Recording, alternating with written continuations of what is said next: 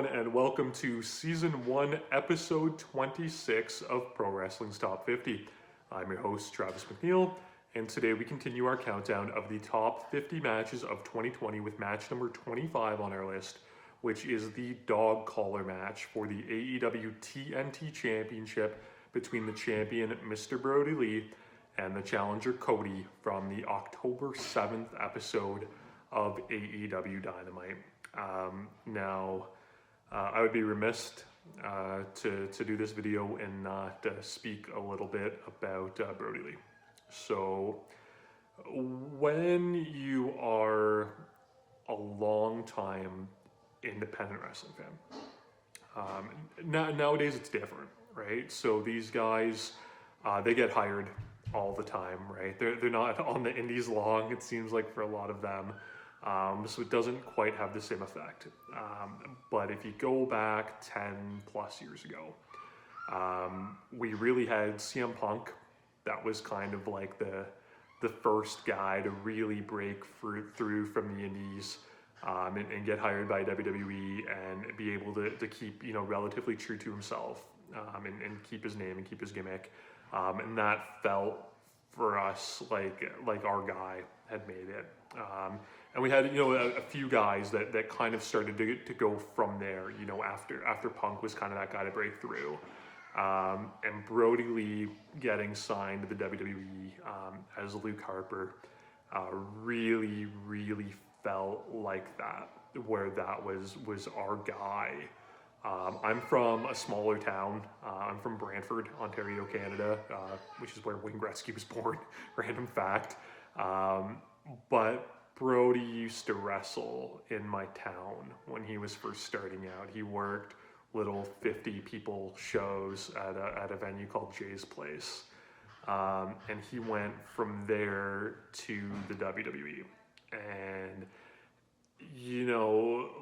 I and independent wrestling fans, we saw that dude grow. We saw him go from, the right stuff, Brodie Lee, to, getting his gimmick of the big rig, in Chikara, and really turning himself into one of the best big man performers of this generation, right, of this new millennium.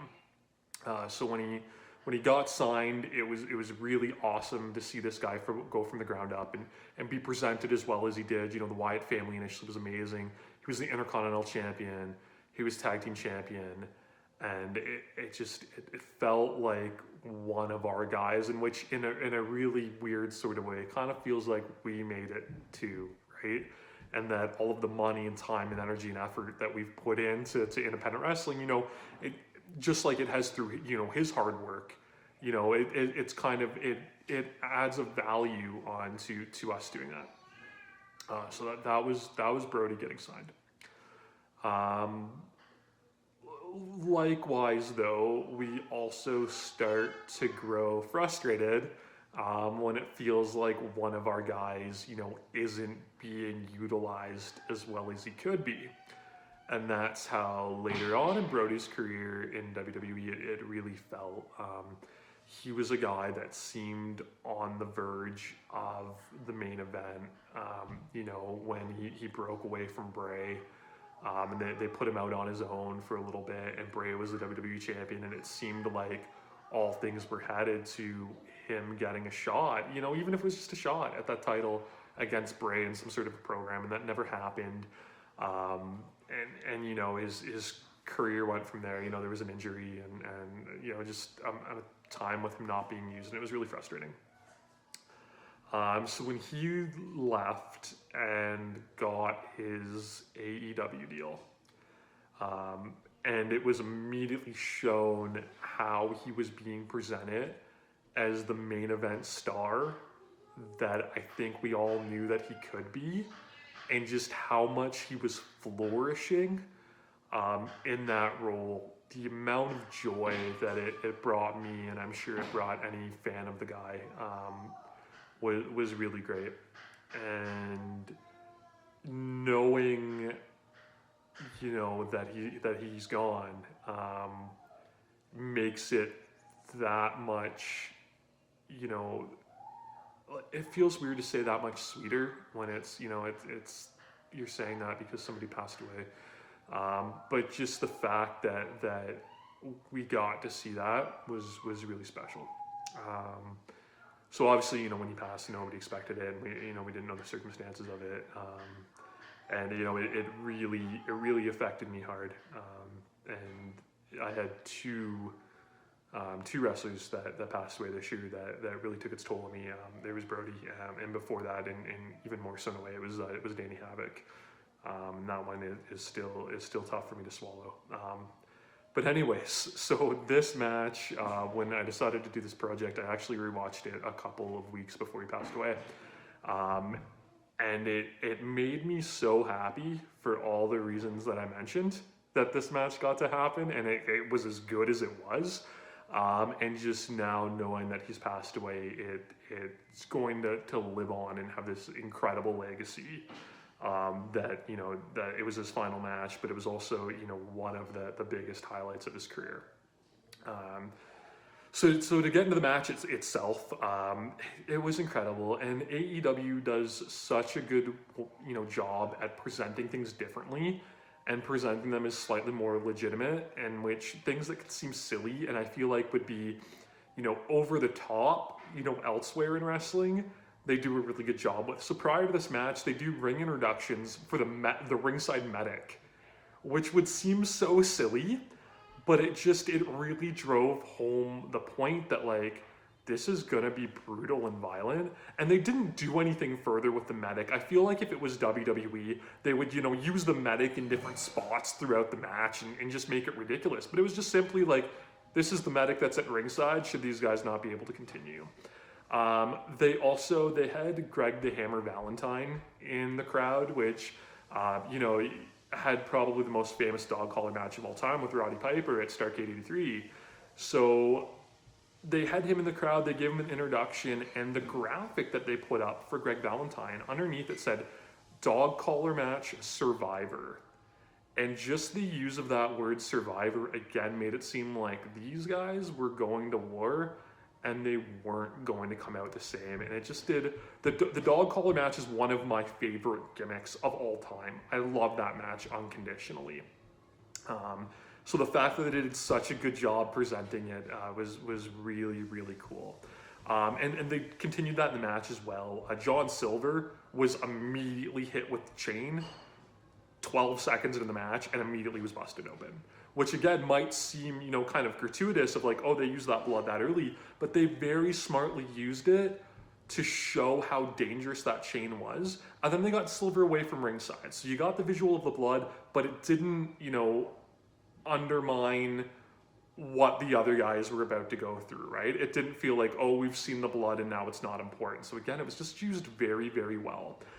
Tony Schiavone, God bless him, was incredible on commentary for this match. Just talking about being at Starrcade 1983 and working that event and doing those comparisons, and it was great. You know, I mentioned, you know, John Silver getting busted open by being hit with a chain. So they were really smart in, yes, there was blood on both the competitors, but it was done in a different way. It wasn't just them, you know, punching each other with the chain, which we'd already seen. But, you know, Cody got DDT'd on the chain, and that split his head open. Again, so we know that the chain can cause blood, a different way to do it. Brodie got busted open because Cody gave him a package pile driver off the ring apron through a ringside table. Right? It makes sense that table would cut this dude's head up, but you don't see that in wrestling ever. How many times do guys go through tables? They don't sell it with blood. So again, it just made a move like that seem more dangerous now going forward, that it caused that type of damage. They did a really good job with the chain, you know, using it in unique ways. Cody went, you know, up the ropes for an Escalera. He normally like turns that into a cutter or a dive, and Brodie, you know, yanked the chain off the top. There was another really cool spot where Brodie was on the floor and he tried to yank Cody out of the ring toward him, and you know, Cody flew through the ropes with the tope while they did that, which was super cool. They had Cody take, you know, the classic Greg Valentine, you know, hanging spot where he gets thrown over the top rope. And again, they just did a really good job at panning the camera to Greg Valentine and, you know, having him look concerned, like almost like he was going through PTSD watching it. But it was so subtle. It wasn't over the top. It was just this man watching, you know, something that he went through, you know, 37 years prior, and seeing it in motion. And of course that would be a little scarring for him.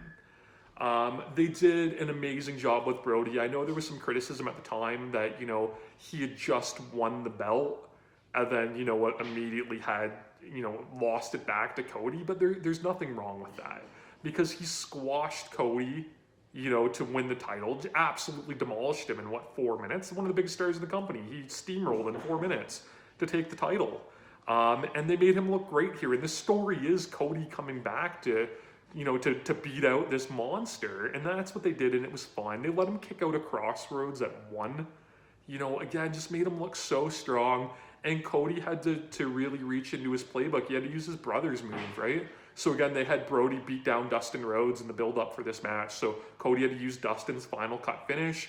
And then just a brutal finish. He wrapped the chain through Brodie's mouth. It looked disgusting. He pounded on him with the chain, and then he hit one more Crossroads to put it away. So Brodie lost nothing in defeat. Cody looked great, and it was a nice little bow on this great little story that they did. And again, as a Brodie Lee fan, it was really cool to see this guy that, you know, was in purgatory in the WWE for so long really get the chance to put on a performance like this. It made me so happy. It still makes me happy thinking about it now. And, you know, although he's gone, we have so many fond memories that we as fans can look back, and this one's going to be at the forefront for it.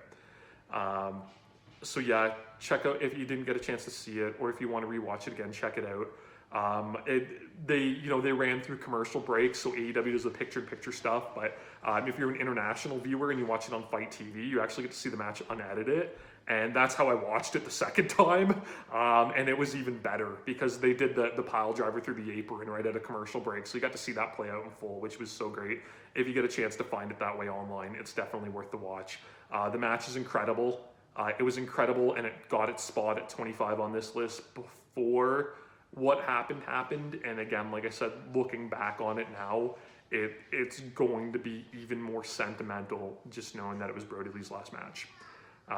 You know, as always, you know, like the video, you know, subscribe on YouTube if you haven't already, follow on Instagram and Twitter at Wrestling50, and join me again tomorrow as we continue to count down pro wrestling's top.